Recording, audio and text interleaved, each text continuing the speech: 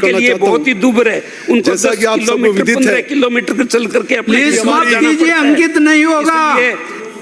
हमारी भजनलाल सरकार का एक सपना है कि हमारा राजस्थान एक विकसित राजस्थान बने और उसी अनुरूप हमारे देश के यशस्वी प्रधानमंत्री जी का भी सपना है कि मेरा भारतवर्ष किसी जमाने में कहा करते थे कि एक सोने की चिड़िया थी और विश्वगुरु था को है में प्रेजेंट करने के लिए हमारी डबल इंजन सरकार, इधर मोदी सरकार इधर भजन सरकार, दोनों मिलकर इन्होंने एक हमारा आत्मनिर्भर भारत बने, सक्षम भारत बने, इसी सपने को संजोते हुए हमारी सरकार ने योजना बनाई।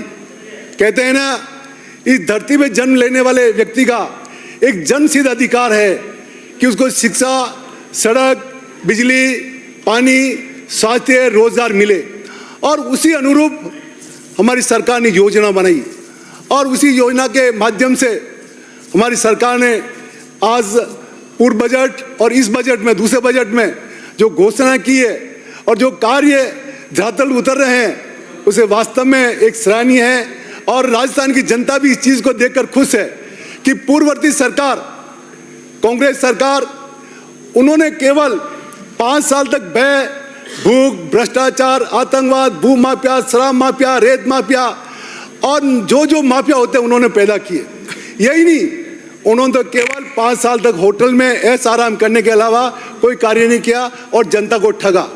लेकिन मैं धन्यवाद देना चाहता हूं राजस्थान की सरकार को कि उन्होंने इस कांग्रेस सरकार की जो नीति रीति को बदल कर उन्होंने आयम कायम किया और हमारा विकसित राजस्थान कैसे बने उसी अनुरूप उन्होंने योजना बनाई और उसी योजना के तहत हमारी सरकार ने, मैं समझता हूँ ऊर्जा के माध्यम से बात करना चाहता हूँ, ऊर्जा में रबी 2025 हेतु विद्युत वितरण के पीक सप्लाई में वृद्धि कर 20,700 मेगावाट बिजली सप्लाई का प्रावधान किया है।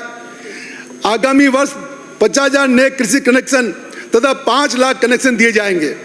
हमारे प्रदेश के अक्षय ऊर्जा के क्षेत्र में और आगे ले जाने के लिए माननीय मुख्यमंत्री सम्मान्य भजनलाल जी के विशेष प्रयासों से निजी क्षेत्र के माध्यम से आगामी वर्ष 10 गीगावाट ऊर्जा का उत्पादन करने का भी एक प्रस्ताव रखा है। इस बजट वर्ष में 33 केवी जीएसएस मेरे क्षेत्र में डांसी जालपा में दिया है, इसके लिए मैं उनको धन्यवाद देना चाहता हूं। सभापति महोदय, ऊर्जा के माध्यम से मैं बात करना चाहता हूं, नगर पालिका भीम व देवगढ़ में विद्युत लाइन को भूमिगत किया जाए।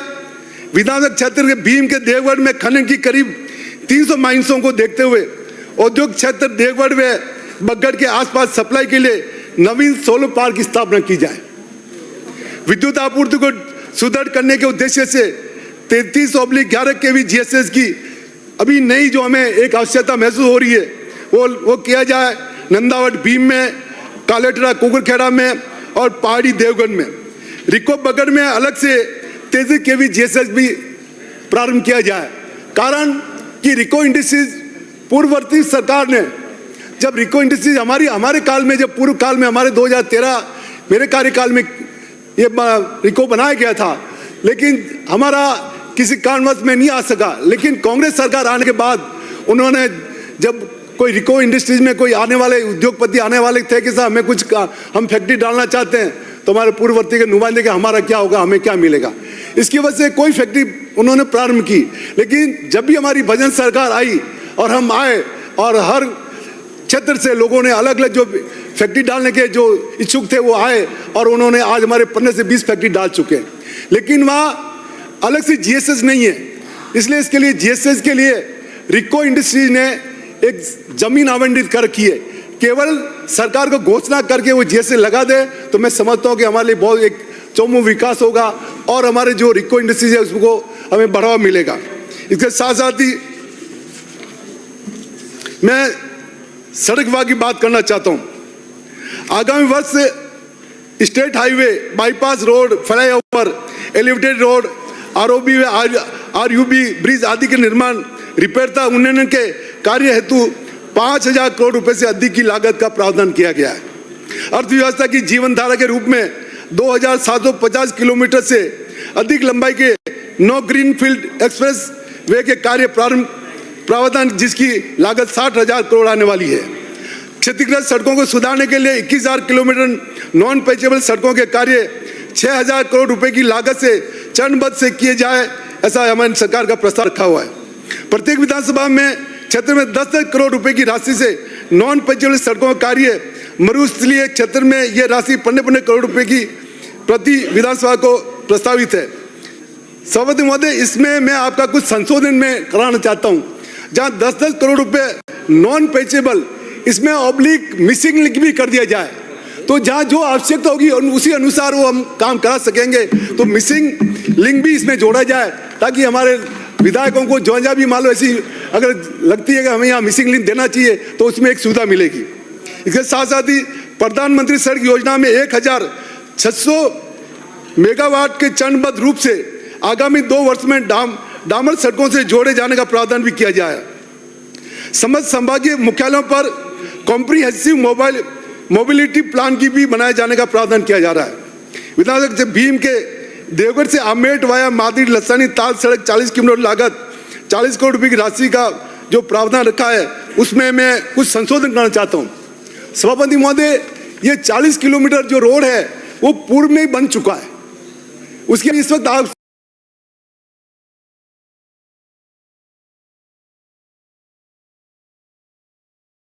केवल जांच की में आवश्यकता है। जो पूर्व में जो रोड बना था आज तक क्षतिग्रस्त है, अभी बना नहीं, उससे पहले पूरी पपड़ी उखड़ गई है और जगह खड्डे पड़ गए, तो उसका जांच कराया जाए और उसकी जगह मेरा 2025-26 मेरी विधानसभा क्षेत्र भीम के अंतर्गत state highway, bypass road, flyover, elevated road, RUB bridge आदि के निर्माण मरम्मत तथा उन्नयन के कार्य के अंतर्गत पेज नंबर 13 कॉलम संख्या 15 में क्रम संख्या 24 मादड़ी SH 12 में से लसानी ताल NH 8 वाया अमेठ के सड़क की घोषणा की गई है, वो ऑलरेडी बन चुका है। उसकी जगह मैं चाहता हूं कि 2025-26 के बजट में इसमें सुदृढ़ीकरण एवं चौड़ाईकरण कार्य NH 8 बग्गड़ से ढाका चौड़ा सड़क, इसमें कैटेगरी VR लंबाई 8 किलोमीटर, राशि करीबन 1200 लाख होगी। दूसरा, सुदृढ़ीकरण एवं चौड़ाईकरण कार्य ODR 12 आमनेर से NH 148D सम्मेल्या वाया पालरा तीतरी सड़क VR 10 किलोमीटर, इसमें 1250 लाख का इसकी लागत आएगी। दूसरा, सुदृढ़ीकरण एवं चौड़ाईकरण कार्य SH 61 से ताल सड़क SH 56 वाया झाकरा पुनियाना मालकोट और मालक माला सड़क, इसका VR और 13 किलोमीटर रहेगा, इसका 2080 लाख का इसका खर्चा आएगा। सुदृढ़ीकरण एवं चौड़ाई का कार्य बरार से टॉटगढ़ तक सड़क कार्य VR 7 किलोमीटर और 1050 लाख का इसमें खर्चा आएगा। देवगढ़ से NH 858 सड़क कार्य 2 किलोमीटर, इसमें 300 करोड़। देवगढ़ से NH 858 वाया गौशाला सड़क, इसमें 4 किलोमीटर और 600 लाख का इसमें खर्चा आएगा। कुल 44 किलोमीटर, जो इन्होंने 40 किलोमीटर किया, इसमें 44 किलोमीटर होता है और इसमें 6,480 लाख का खर्चा आएगा। इसी अनुसार अगर ये हमारा कार्य हो जाता है, मैं समझता हूँ कि हमारे लिए बहुत ही अच्छी एक सुविधा हो जाएगी। प्रत्येक विधानसभा क्षेत्र के लिए भी मैं मिसिंग लिंक से 10 किलोमीटर की जगह मैं आपसे निवेदन करना चाहता हूँ कि इसको 30-30 किलोमीटर अगर किया जाए तो मैं समझता हूँ हमारे विधायकों को भी बहुत अच्छी एक सहूलियत मिलेगी। इस पर भी थोड़ा गौर और विचार किया जाए।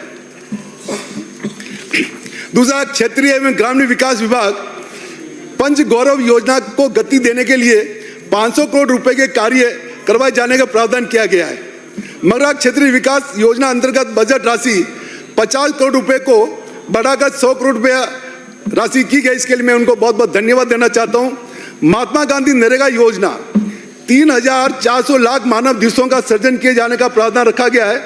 स्वामित्व योजना के अंतर्गत समस्त राष्ट्र ग्रामों का ड्रोन सर्वे करवाकर 2 लाख परिवारों को नए पट्टे वितरण किए जाने का प्रावधान है।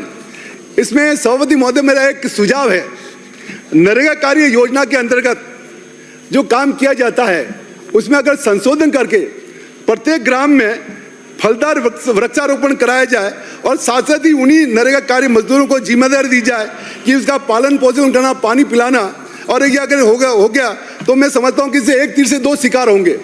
पर्यावरण हमारा सुरक्षित होगा, साथ साथ ही अगर फलदार वृक्ष अगर लगेंगे तो इसमें हमारे क्षेत्रीय आय भी बढ़ेगी। मैं समझता अगर पूरे राज्य में ये योजना लागू कर दी जाए तो मैं समझता हूँ राजस्थान फल फ्रूट में एक्सपोर्टर बन सकता है। तो इसमें ये एक विचारणीय बिंदु है, तो इस पर गौर किया जाए। समाप्त कीजिए। अध्यक्ष महोदय 1 मिनट समाप्त कीजिए। चिकित्सा एवं स्वास्थ्य विभाग प्रदेश में आवेदन की निःशुल्क जांच एवं दवा हेतु 3,500 करोड़ रुपए महाकोष गठित किए जाने का प्रावधान किया गया है। प्रत्येक के 70 वर्ष आयु से अधिक के वृद्धजनों को आवश्यकता अनुसार घर पर ही निःशुल्क दवा उपलब्ध कराए जाने का एक बहुत अच्छा इन्होंने एक योजना बनाई है। इसके लिए मैं सरकार को बहुत बहुत धन्यवाद देना चाहता हूँ। इसमें मेरी एक छोटी एक डिमांड है, चिकित्सा एवं स्वास्थ्य विभाग उप जिला चिकित्सालय भीम को जिला चिकित्सालय भीम में कर्मोन्नत किया जाए। प्राथमिक स्वास्थ्य केंद्र बरार को सामूहिक स्वास्थ्य केंद्र में कर्मोन्नत किया जाए। प्राथमिक स्वास्थ्य केंद्र बाहर को सामुदायिक स्वास्थ्य केंद्र में कर्मोन्नत करने का आपका मेरा विरोध अनुरोध है। प्राथमिक स्वास्थ्य केंद्र कुआंथल को सामुदायिक स्वास्थ्य केंद्र में कर्मोन्नत किया जाए। प्राथमिक स्वास्थ्य केंद्र कुंदा को सामुदायिक स्वास्थ्य केंद्र में कर्मोन्नत किया जाए और उप जिला चिकित्सालय भीम में डॉक्टर एवं अन्य कर्मचारी एवं उप जिला चिकित्सालय भीम परिसर में ही रहने के हेतु वहां निवास स्थान की व्यवस्था की जाए। धन्यवाद। इंद्रपाल जी मीणा।